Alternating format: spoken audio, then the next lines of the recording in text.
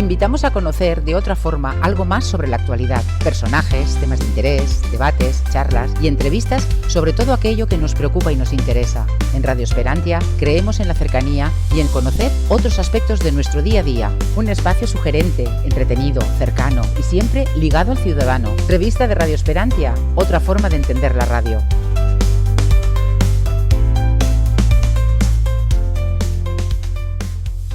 Hola, ¿qué tal? Muy buenas, bienvenidos a una nueva entrega de la revista de Radio Esperantia. Ya sabes, este rinconcito que tenemos dedicado básicamente a la cultura, donde le damos cabida pues, a un montón de amigos, de personas que tienen algo que decirnos o para iluminarnos sobre algún aspecto que desconocemos, como es el caso que nos ocupa. Recibe el cordial saludo de Fran J. Saavedra desde la realización y presentación. Y ya sabes que todo lo tienes en radioesperantia.com. Audios, podcasts, formas de contacto, listas de reproducción, de qué van las entrevistas en cada uno de los posts correspondientes. Así que no hay ninguna pérdida. Radioesperantia.com y también pues, nos puedes escuchar online los 365 días del año, pues 24 horas durante los 7 días. Y hoy pues tenemos a un buen amigo. Establecimos contacto hace como unas semanas, porque ya sabes que se celebró, y además con notable éxito, el primer Congreso Internacional de Reunificación de la Hispanidad. Ahí estaba el amigo Héctor, ahora lo vamos a presentar, y estuvimos debatiendo una semana antes con algunos participantes, incluso organizadores, sobre lo que significaba esto, lo que les había llamado la atención para participar, etcétera, etcétera. Y como establecimos contacto, nos llevamos muy bien, hemos hablado un par de veces después, y él está en El Salvador, pues se me ha ocurrido algo que, no sé, me parece que te va a gustar a ti, que nos estás escuchando, porque aquí en Europa desconocemos en algunas ocasiones, o en muchas ocasiones, las realidades que se viven allí al otro lado del charco. Y como él vive en El Salvador, pues le he pedido, pues amablemente, que me ceda unos minutos, él ha aceptado fenomenalmente, para que nos hable de lo que está ocurriendo en El Salvador. Porque ya sabes que el fenómeno Bukele ha calado con mucha fuerza. De hecho, pues ha habido una reelección hace poquito. Y aquí en Europa, pues ha habido división de opiniones. Hay unos que dicen que es un benefactor de la humanidad y otros que lo tratan como un demonio. Entonces vamos a aclarar los conceptos y el que está allí in situ, pues le vamos a preguntar una serie de cuestiones para un poco salir de duda. Así que sin perder un instante, que yo me enrollo como las persianas en el comienzo y él es el verdadero protagonista, pues saludamos al amigo Héctor Rodríguez. Él es, entre otras cosas, que tiene un montón de actividades, licenciado en Relaciones Internacionales, experto en geopolítica, también es restaurador del arte, muy relacionado con el mundo de la cultura, etcétera, etcétera. Héctor, un verdadero placer compartir este tiempo de radio contigo. Te agradecemos enormemente que hayas aceptado nuestra invitación y nada, bienvenido y encantadísimos. ¿Qué tal? ¿Cómo estás? Muy bien, Fran, muchísimo gusto, muy contento de poder compartir con todos ustedes este espacio desde acá, desde el otro lado del charco, del otro lado del Atlántico, en esta plática que estoy completamente seguro que nos va a resultar amena y podemos aprender mutuamente los unos de los otros. De allá a El Salvador os llegan los ecos de lo que se piensa, de lo que está ocurriendo en El Salvador, porque aquí no hay blanco, no hay grises, es blanco o negro. O Bukele es un benefactor o es el demonio más horrible que ha llegado aquí a este mundo. ¿Os llegan esas ondas o no lo percibís tanto? Fíjate que sí, Frank. De hecho, hoy con este auge que tenemos de diferentes plataformas de redes sociales, que ya todos pues sabemos cuáles son y cada vez surgen más, pues cada quien vierte opiniones.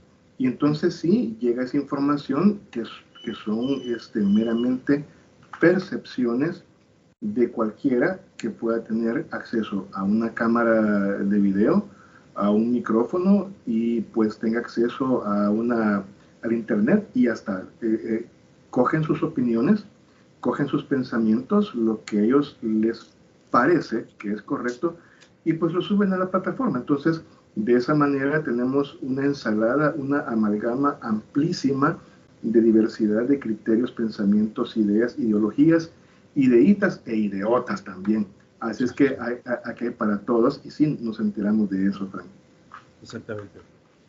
yo conozco, no en primera persona, pero de forma cercana, la situación de El Salvador, porque mi cuñada, que vive en Los Ángeles con mi hermano, es de El Salvador y me contaba barbaridades de lo que estaba ocurriendo. De hecho, por eso tuvo que huir ella a Los Ángeles hace como unos 25 años. Pero mira, para ir poniendo un poco los pilares de esta cuestión, Héctor, vamos a empezar por el principio. Cuéntanos qué ocurría en El Salvador antes de llegar Bukele. Luego nos cuentas un poco la realidad y qué es lo que ha conseguido Bukele. Vamos a empezar por ahí. ¿Qué te parece? ¿Vale? Sí, me parece. Y en honor al tiempo, porque en radio el tiempo es un gran enemigo, aquí el tiempo no es un aliado, voy a hacerlo lo más breve posible y también para no aburrir con el cuento a nuestros espectadores, nuestros oyentes que estén en sintonía de este programa, de este material. Bueno, quisiera poner como un preámbulo, como una especie de primeras palabras, lo siguiente. Querido oyente, querido Fran y todas las personas que estén oyendo esto, hay una situación que se da bastante y el ser humano per se somos bastante inclinados a lo siguiente.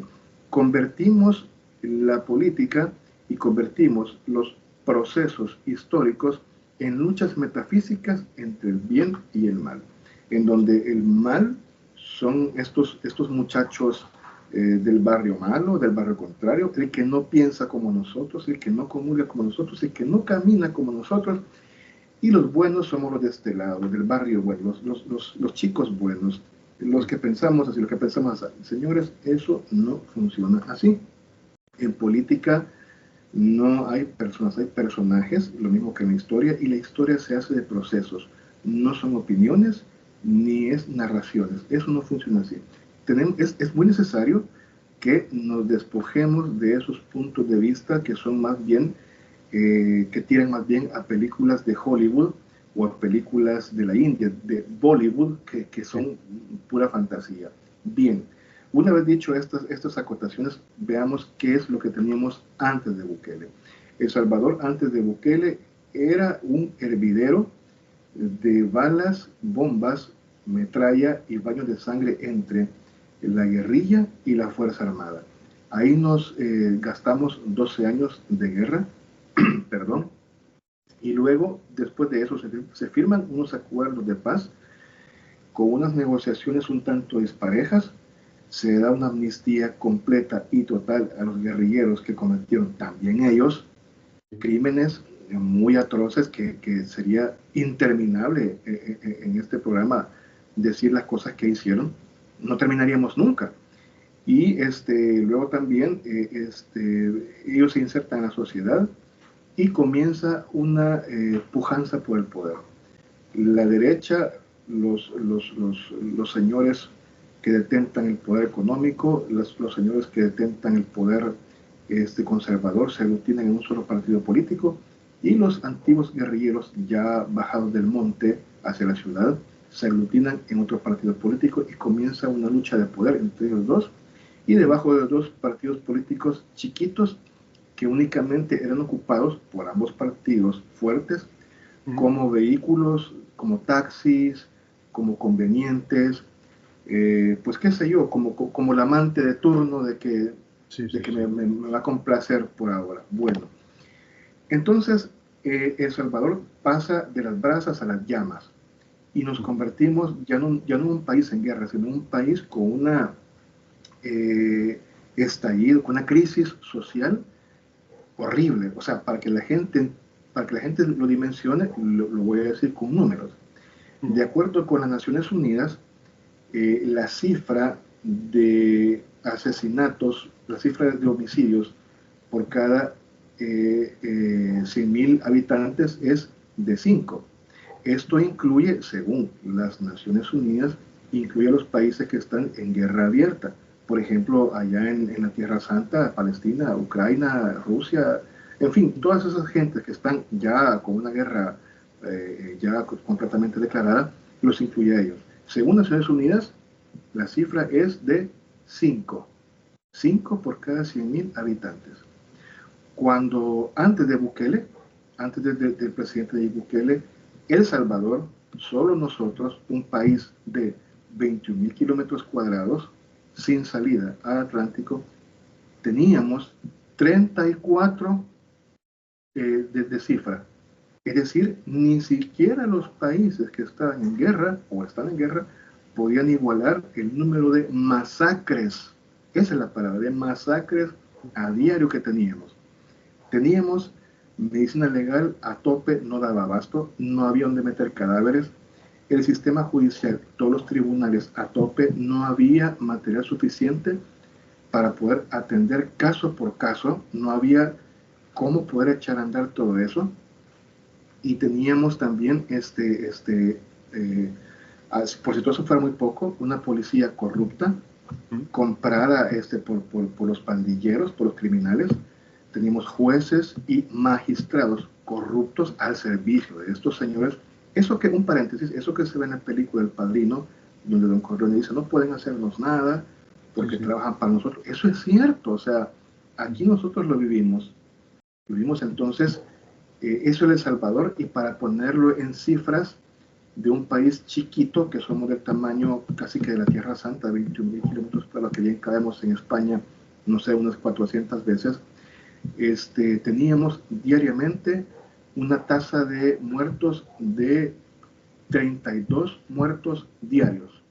Todos los días, desayuno, almuerzo y cena, era que oías las ambulancias, era que la vecina te contaba que el primo no sé quién lo asesinaron, y pasaban esas muertes por cosas tan significantes, por quitarte el móvil, por quitarte la cartera con un par de centavos que anduvieras en ella, por eso. O sea, ni siquiera era por una causa política, ni siquiera era por una motivación de carácter ideológico, era por el simple hecho de saciar una sed de sangre interminable que no conocía de límites. Ese era El Salvador antes de Bukele. Bueno, ¿qué pasa con Bukele? ¿Qué es lo que logra? Para desarrollar un país no podés hacerlo cuando tu país está en llamas. Eso es mentira. Necesitas tenerlo en paz y tranquilo. Bueno, entonces, ¿qué pasaba? Venían las ONGs, venían gobiernos de países amigos y nos daban una receta. Ustedes tienen que hacer tal cosa, ustedes tienen que hacer tal otra. Ninguna funcionaba. Y mientras la Asamblea Legislativa, es decir, la Cámara de los Diputados, los congresistas, estaban debatiendo entre pesos y contrapesos, debates, estudios, comisiones, diálogo, mesas de trabajo. Mientras eso pasaba, la gente seguía atemorizada en sus casas, la gente seguía muriendo a manos de despiadados pandilleros capaces de matar a su propia madre por nada o por 5 centavos, ¿qué te puedo decir?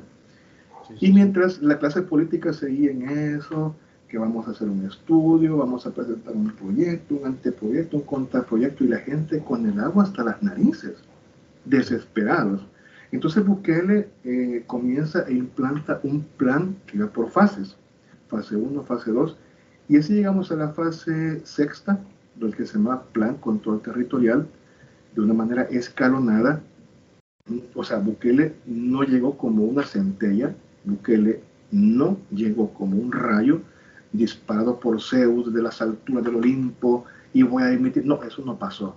Esto no es Marvel Comics, esto no es DC Comics, esto no es el cine.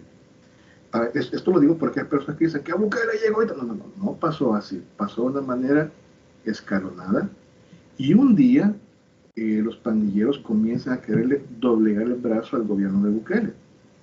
Entonces, ¿qué sucede?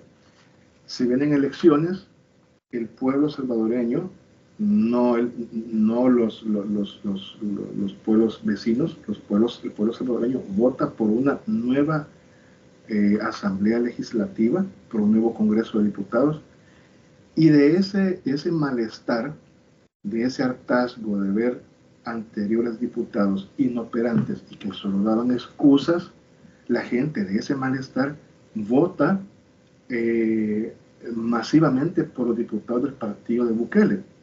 Entonces Bukele ya tiene la asamblea, la Cámara de los Diputados, el poder legislativo en la mano derecha. Entonces, como la cosa iba mal, entonces esa asamblea, no Bukele, ojo, no fue Bukele, fue la Asamblea Legislativa, o sea, los diputados nuestros, comienzan a descabezar magistrados de la Corte Suprema de Justicia que estaban a favor de los pandilleros, que nunca los procesos caminaban, que engavetaban los legajos de papeles y que siempre daban excusas, nunca resultados. Entonces comienzan a remover comandantes de policía corruptos, funcionarios amañados y por supuesto magistrados amañados.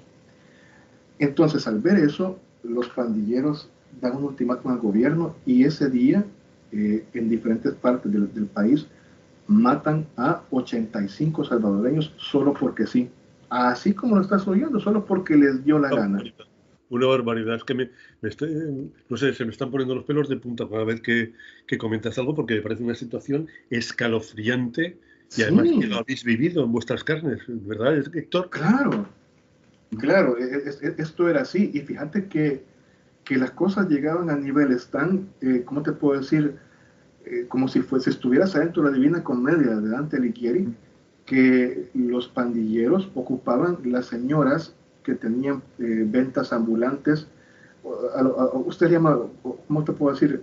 Lo que serían manteros de allá, sí. O sea, los manteros nuestros los ocupaban y ponían abuelitas a vender baratijas en la calle, y debajo de la mesa donde te ofrecían frutas, verduras, o que te ofrecían textiles, ahí guardaban armas, ahí guardaban drogas, las amenazaban, otras eran parientes directas de ellos. Mira, esto era, o sea, esto era una monserga insoportable. El vecino tuyo, yo tuve oportunidad en el pueblo de mi mamá, que de repente llegaron unas gentes y resultó que eran jefes de pandillas. ¿Y qué hicimos nosotros? Quedarnos, mamá, quedémonos callados, vos no digas nada, no te metas con ellos, si te saludan, contesté el saludo y ya está. Vivíamos, mi familia y yo, vivimos con vecinos que eran jefes de pandillas y me saludaron y yo, pues claro, con miedo les contestaba, sí, ¿qué tal? Buenos días. Inmediatamente entramos a la casa.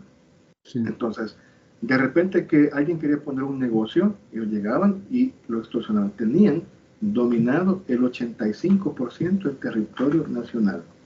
Así de graves estamos. Entonces, cuando matan a esos 85 salvadoreños, entonces Bukele dice, basta, esto, hasta aquí llegamos.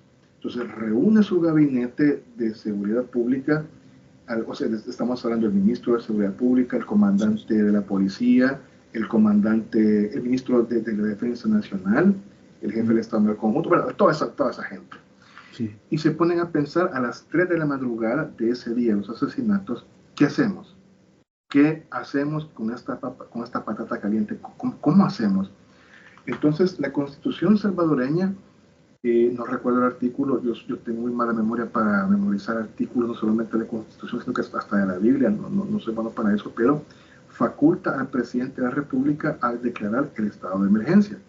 Más adelante, en una sección que se llama Deberes del presidente de la República, dice, en el artículo 162, así me acuerdo muy bien, literal, dice, es obligación, no es una sugerencia, es obligación del presidente de la República garantizar la paz y la tranquilidad de la ciudadanía salvadoreña, y el presidente de la República podrá disponer de la Fuerza Armada en caso que la delincuencia haya rebasado a la policía.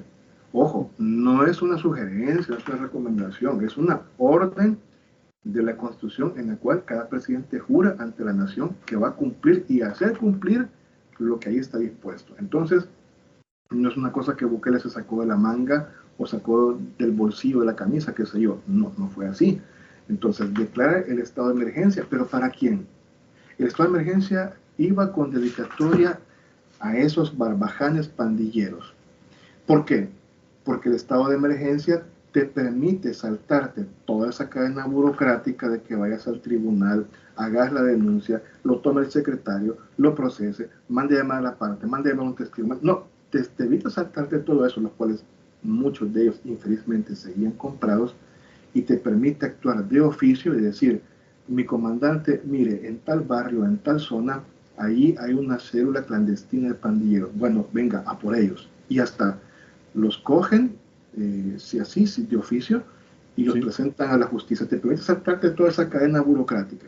Eso es el estado de excepción. ¿A quién afectó? A ellos. Nosotros como ciudadanos podíamos caminar, podemos ir caminando. Hace unos meses, hace unos 5 meses atrás, vinieron unos amigos chilenos y yo les dije, vamos a hacer una apuesta. Vamos a dejen ustedes sus cámaras, sus móviles y sus cosas en esta mesa del restaurante. Vamos a ir a pedir la comida directamente allá a la caja. Si al venir ustedes no encuentran eso, yo se los pago. Yo se los compro nuevo, pero si están, entonces ustedes me pagan la cena y lo que yo quiera. Y aceptaron. Los tipos me pagaron la cena y todavía siguen maravillados. O sea, nosotros no nos afectó para nada el estado de excepción. O sea, los soldados y los policías detenían a gente que tiene la apariencia y la pinta de ser delincuente. Mira, una persona, seamos honestos, mi estimado Frank y estimados oyentes, seamos honestos. Cuando una persona que tiene mala leche, que es de mal corazón, aunque se ponga los mejores maquillajes y se vista con Steel Lauder, Mac Factory, que se ponga Chandel, no sé qué, siempre le vas a notar su semblante que va con malas intenciones. No nos hagamos los bobos, no nos hagamos los ciegos. Eso pasa. Y eso pasa en cualquier clase social, en cualquier país. Eso pasa donde quiera. Alguien que va con malas intenciones, aunque esté perfectamente maquillado, pues lo notas rápido a la primera. Entonces, nosotros, pues si usted de dónde viene, bueno, de tal parte, y para dónde va a trabajar, a que le vaya muy bien. Incluso, si alguna vez pudieras venir aquí a El Salvador, me avisas, te traes una cámara de vídeo y nos vamos al azar y para que lo vieras. Entonces, esos son los logros de Bukele. El logro de Bukele es que finalmente puede pacificar un país que estaba bañado en sangre, corrompido hasta las narices, con un gobierno corrupto e inepto, una corrupción a tope y la ciudadanía asustada. Entonces, aquí es donde viene el pensamiento de la gente. Sí. La gente ha llegado a ver este proceso como una especie de Robin Hood, como una especie de Don Quijote, estilo moderno, pero ya no tan flaco ni tan... Pero mira, desde aquí, Héctor, perdona que te interrumpa. Vale. Vemos el tema, o sea, yo lo veo bien, porque de pasar de un caos a algo, digamos, más o menos habitable, pues es una diferencia sustancial. Pero aquí, por ejemplo, se acusan a Bukele de no respetar los derechos humanos. Y aludo a una frase de él, dice, es que los derechos humanos los tienen los ciudadanos, no los tienen los pandilleros, los tienen los violadores, los asesinos y tal. Los derechos humanos primero para los ciudadanos que se comportan. Y eso me parece muy justo. Pero mira, me gustaría ahondar en algo importante. Ha pacificado el país, ha conseguido pues, que sea vivible, si sirve esta expresión, El Salvador, después de muchos años de estar prácticamente conviviendo en el infierno, tal como nos comentas. Y en la economía, ¿cómo está ahora mismo El Salvador? ¿Está mejor que antes, igual, o todavía está intentando pues, salir del pozo en el que se encontraba Héctor? Excelente pregunta, y es la pregunta que uno espera en estos casos. Ya efectivamente el discurso de seguridad pública ya no da para más, ya estamos en paz y muy tranquilos. Ahora viene la segunda parte, que es la economía. ¿Qué tan mal estamos? ¿Qué tan bien estamos? Excelente. Bueno, ¿estamos mejor? Sí. ¿Y por qué estamos mejor? Porque ahora, en primer lugar, todo aquel que tiene posibilidades de emprender un negocio pequeño, aquel señor que tiene su finca y quiere vender la leche de las vacas, aquella persona que confecciona trajes, los puede, cada quien en lo suyo, puede comercializarlos sin el miedo de que al abrir la persiana va a llegar alguien con una metralleta y se la va a poner en la cara, o que le va a decir, dame a tu hija y si no te vengo a matar. O sea, entonces, ya con eso, ya tenés la solera de fundación para levantar un edificio pequeño donde vas a poder trabajar a gusto, pagando tus impuestos, sin el temor que alguien va a llegar a hacerte añicos el negocio porque no le pagaste la extorsión. Ya desde ahí ya estamos bien. Entonces, eso permite sentar las bases de comenzar a reconstruir el comercio y la industria. Segundo, El Salvador es un país que no tiene recursos naturales grandes. Aquí no hay minería, aquí no hay petróleo, aquí no hay industria siderúrgica, aquí no hay nada de eso. Lo que tenemos es agricultura, mecánica de aviación. Aquí, por si muchos no lo saben, los aviones estadounidenses y los aviones suramericanos vienen a reparar sus aeronaves aquí a El Salvador, no van a Estados Unidos. Es mucho más barato y la maniobra es muy buena. Y lo que nos ha tenido completamente en la lona o contra las cuerdas ha sido que hemos pasado 40 y tantos años sumidos en la violencia. Entonces, es bien difícil que vas a revertir 40 y tantos años de violencia pura y dura, que en un año o en 3 meses vas a tener un país que es un país idílico con una economía súper solvente. No, Roma no se hizo en un día. Entonces, y Bukele muy consciente de eso. Él dijo, lo explicó bastante bien en su discurso de toma de posesión presidencial, y fue muy claro: no va a ser fácil, no va a ser fácil, y la tenemos puesta arriba. Sí, efectivamente está difícil sacar adelante esto. Es como si un tío que ha estado en paro por 4 años y está con las deudas había así por haber, y apenas le salió un trabajito de conserje en un edificio, vaya a pagar todas sus cuentas. Lo va a hacer, sí, lo va a hacer, pero no va a ser fácil. Va a tener que comer un día sí, un día no, y una comida exigua, pero que lo va a lograr, lo va a lograr. Algo así estamos nosotros. No va a ser fácil, pero ya por lo menos... Digamos, estáis en la senda de empezar a ver un poco la luz al final del túnel, como se suele decir, ¿no? Más o menos. Oh, sí, por supuesto. Incluso los centros comerciales, mira, para que te hagas una idea, teníamos la capital nuestra, era una letrina al aire libre. O sea, esos manteles que ustedes ven en Lavapiés y las noticias de allá que también veo, eso no es nada. Mira, esto era, literalmente, era una letrina a cielo abierto. Entonces, ya ahora, el alcalde y con Bukele respaldándolo, podemos ya tener por lo menos siquiera una capital limpia, ordenada y decente. Nos falta mucho, por supuesto que nos falta muchísimo, mucho, pero por lo menos ya estamos todos en el autobús, con el cinturón puesto y ya en ruta para comenzar un camino largo en el cual esperamos, con la fe en Dios y nuestro esfuerzo, salir adelante. Bien, me gustaría entrar en un debate dentro de todo lo que nos has comentado, porque aquí en Europa, yo, como bien sabe Héctor, y si no lo saben los oyentes, he estado como 8 o 10 años como analista político. Me llevaban de distintas televisiones y entonces hacía mis composiciones de lugar. Entonces me llamaban de un sitio, pues yo exponía lo que, bajo mi punto de vista, era lo correcto.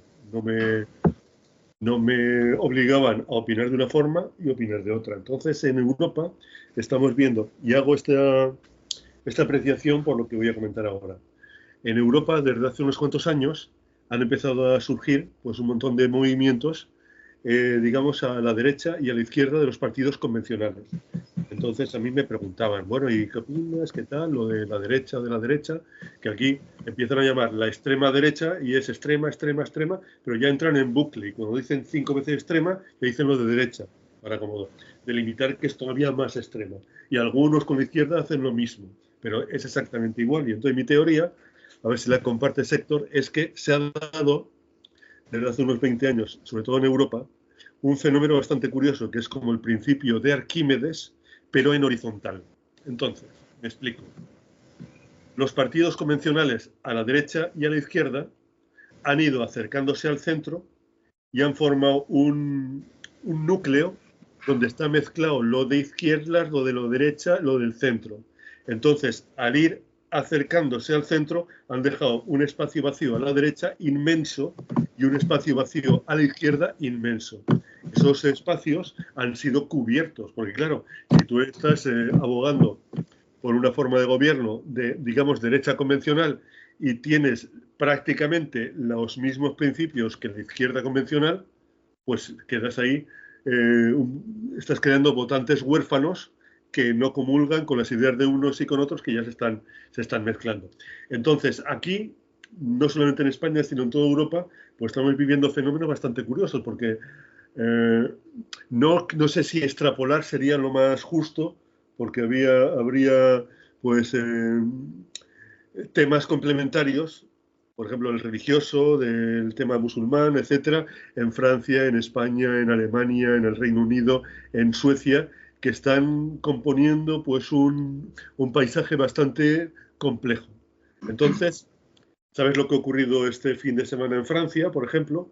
Sí, Que sí, Le me di Pen cuenta. pues ha prácticamente barrido a Macron. Macron ha tenido que disolver las cámaras y prácticamente pues a final de julio, según las encuestas, pues vamos a tener un gobierno pues según dicen los clásicos, de extrema derecha.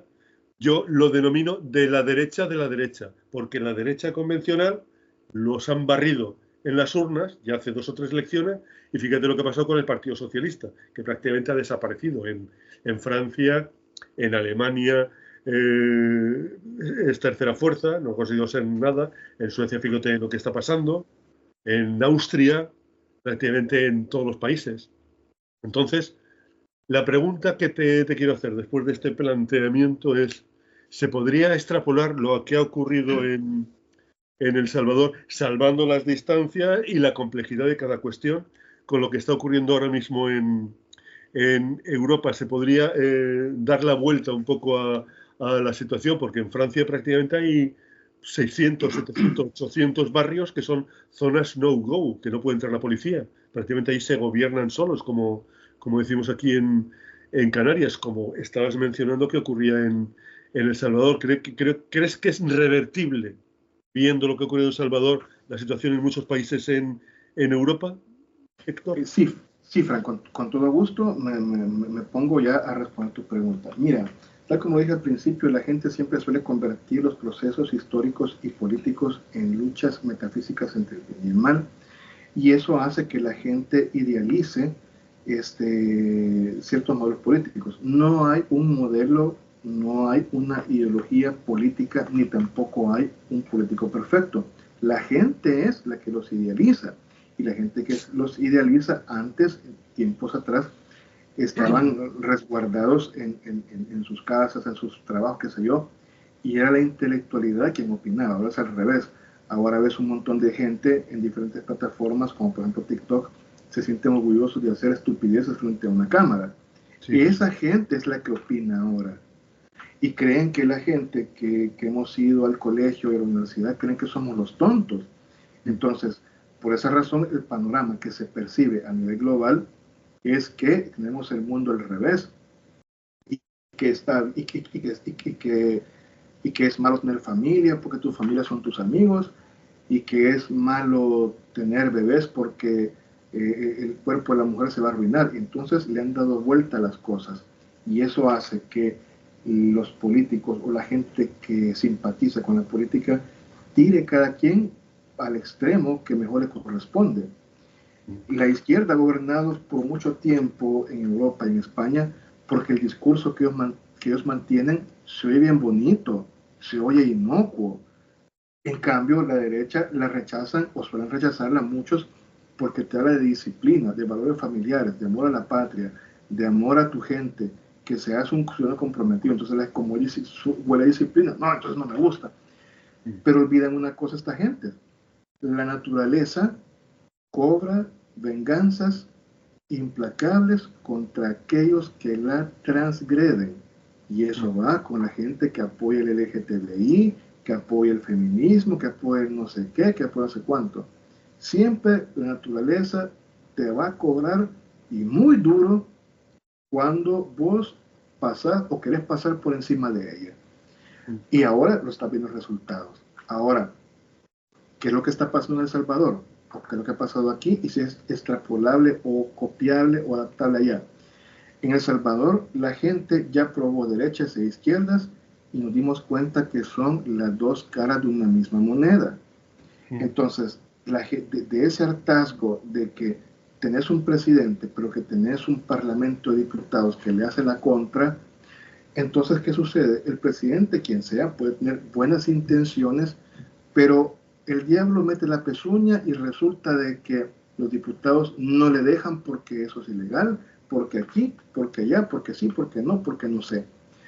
Y luego tenés un Poder Judicial, un Tribunal Supremo de Justicia que actúa cuando le conviene y cuando no le conviene pues se hace el de la vista gorda. Entonces, ese modelo que nosotros, que vos y yo, con el cual crecimos en nuestros colegios, en nuestras tierras, que estamos acostumbrados de que de un parlamento, un tribunal y un presidente o un gobernante, ya no funciona en la forma que estamos acostumbrados.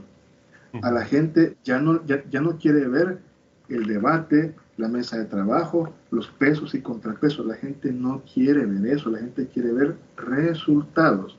En el caso que me ponías, por ejemplo, de los musulmanes que han llegado a autogobernarse, mira, eso en cualquier país del mundo, hasta en el más humilde, es completamente ilegal.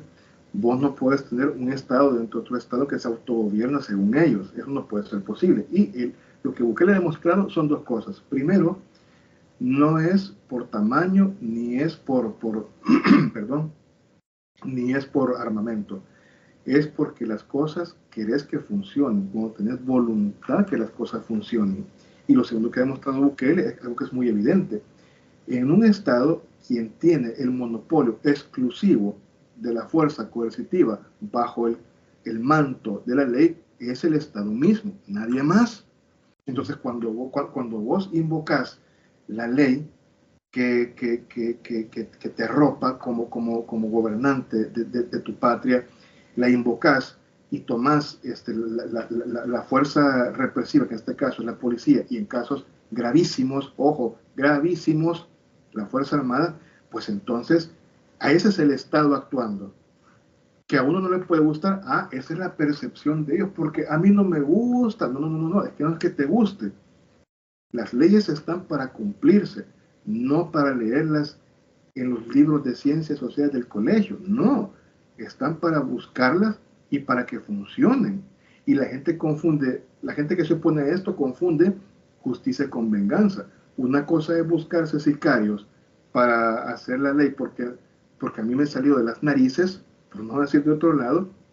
Otra cosa es invocar las leyes que componen el Estado y sus funcionarios, que para eso están, para eso les pagamos con nuestros impuestos y para eso los elegimos.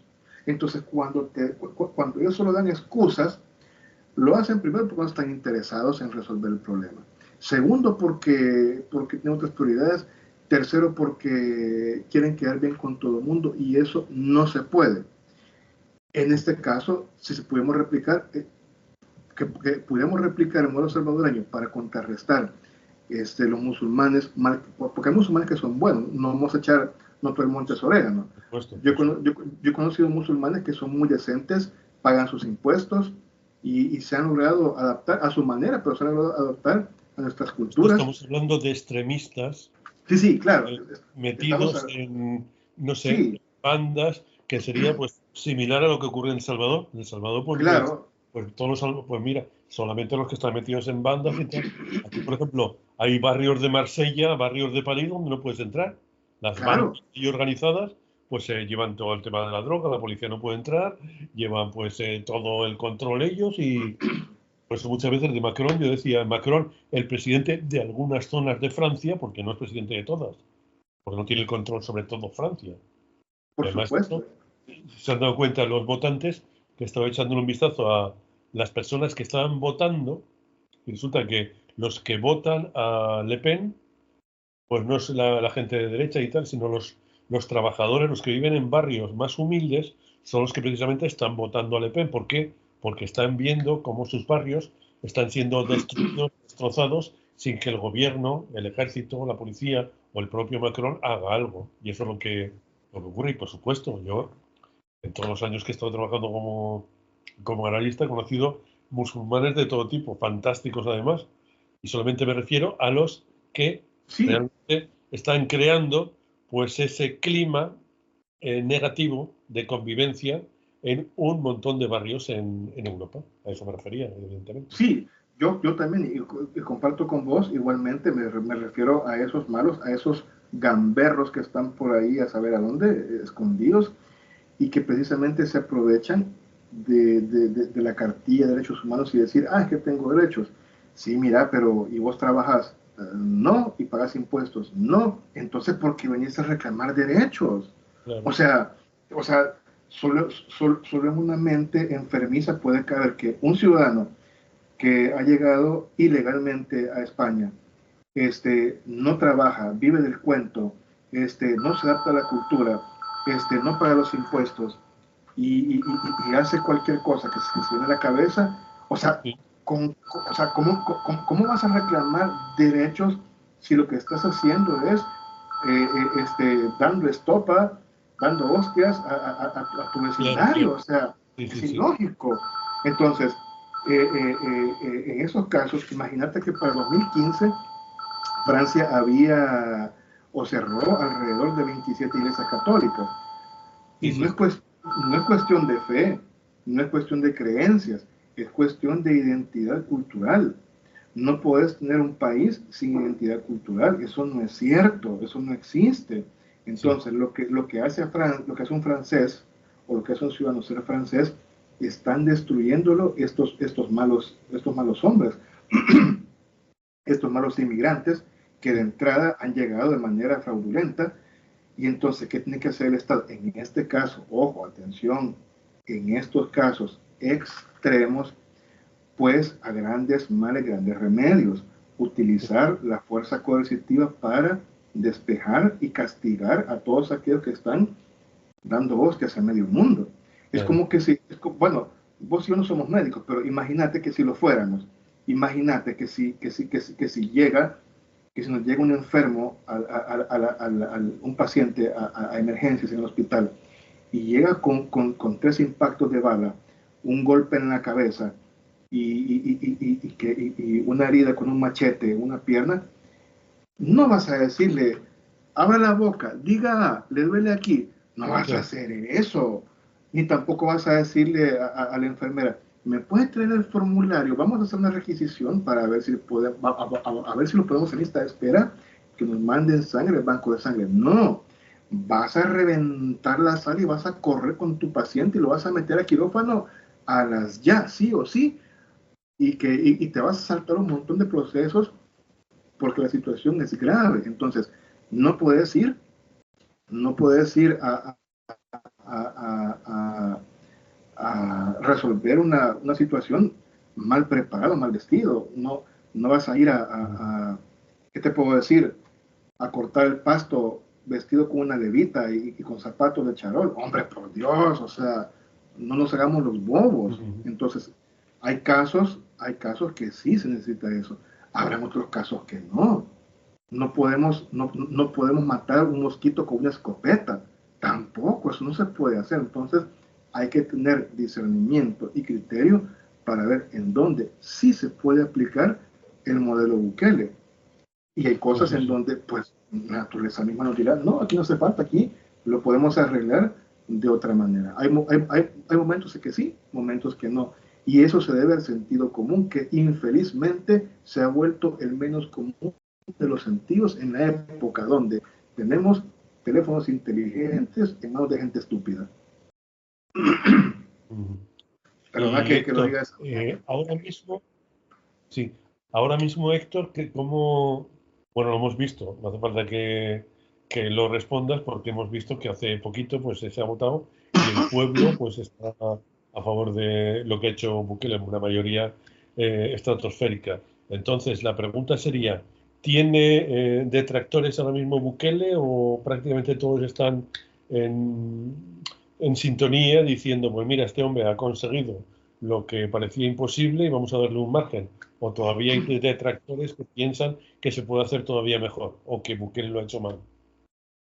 Sí, buena pregunta también. Fíjate que la última encuesta de esta empresa CID Gallup, dio el resultado que Bukele goza con el 92% de aprobación del pueblo salvadoreño, y ese 8% restante pues es gente de los antiguos partidos políticos perdedores que hicieron un papelón, que o sea, lo hicieron súper mal, y ahora vienen a decir, no, es que no se hace así. O sea, es el tipo de gente. Gente fracasada que lo hizo muy mal, que defraudó a sus votantes y ahora viene a arrancarse las vestiduras como fariseos, a bañarse en ceniza y a decir, no, no se hace así, se hace de tal manera. Bueno, les prestamos la guitarra, como decimos acá, le prestamos la guitarra y ¿qué hicieron? Nada, pues tocaron mal las rancheras y tocaron muy mal y peor el flamenco, entonces, pues nada, la democracia es eso, pues le prestar la guitarra a otro y que la cante bien, pues eso le aplaudís y le das una propina, qué sé yo. Entonces, así están las cosas acá.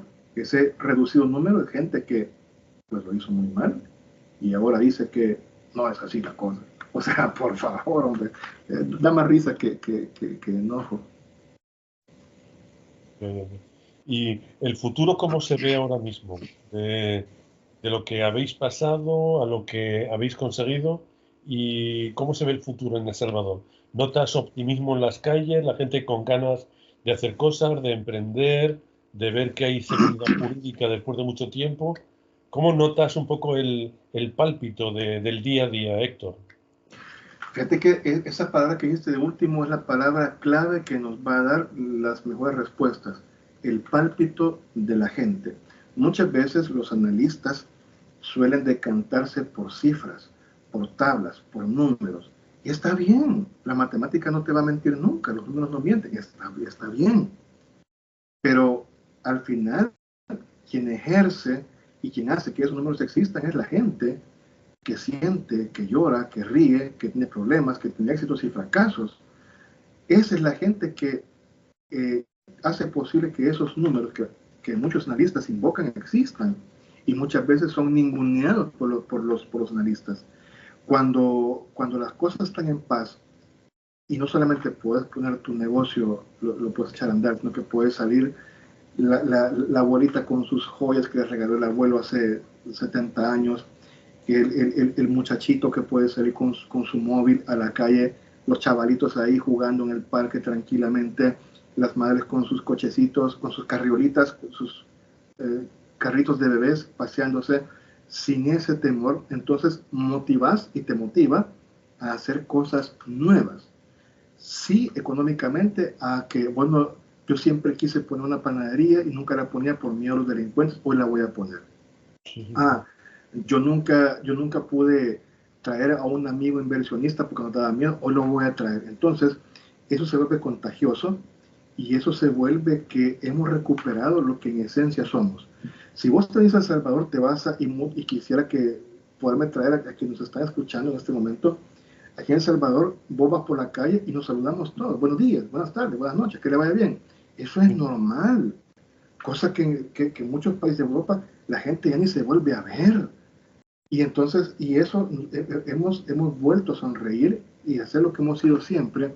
Gente que en la calle se saluda, se tiende la mano y nos llevamos bien entre todos. ¿Hay malos salvadoreños? Sí, hombres, en todas partes se cuecen habas. Pero no olvidemos una cosa, el bien siempre es mayoría. Lo que pasa es que no se nota porque es más silencioso.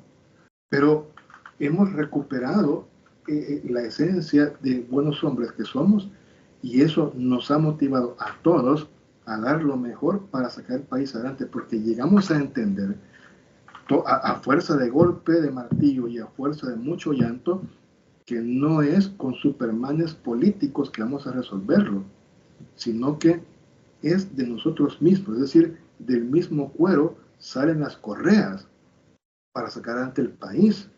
Es decir, barre tu metro cuadrado, pon en orden tu casa, hace bien tu trabajo y sé un buen ciudadano. Así es como vas a sacar adelante el país. No es echándole la zancadilla al otro o tal. No se resuelve en eso. Entonces, ese palpitar que vos mencionás es el que se vive en El Salvador y estamos conscientes de que nos hace falta mucho, que estamos lejos de ser un país equiparable a ustedes, a España o a Portugal, qué sé yo, a Bélgica. Sí, estamos conscientes de eso, no somos eso. Pero quisiera repetir las palabras de Bukele. que nadie nos diga que somos demasiado pequeños para no pensar en grande. Y eso es cierto. Pues fantástico, pues nos has abierto los ojos, Héctor. Yo tenía ganas de conocer de primera mano pues todo lo que ocurre, porque claro, en la distancia siempre pues cabe la posibilidad, y además lo que nos has comentado de las redes sociales, que haya pues manipulaciones e información sesgada y tal, pero mira, tú que estás allí, nos has dado una visión completa de todo esto. Y mira, nos ha gustado tanto que podemos charlar en otra ocasión, y así nos vas contando sobre el devenir del país, a ver si vais consiguiendo todas estas metas que nos has comentado y tal, y que va pues más o menos por la senda correcta, y que ese infierno que habéis vivido durante tantos y tantos años pues ya es una cuestión del pasado. ¿Te parece, Héctor?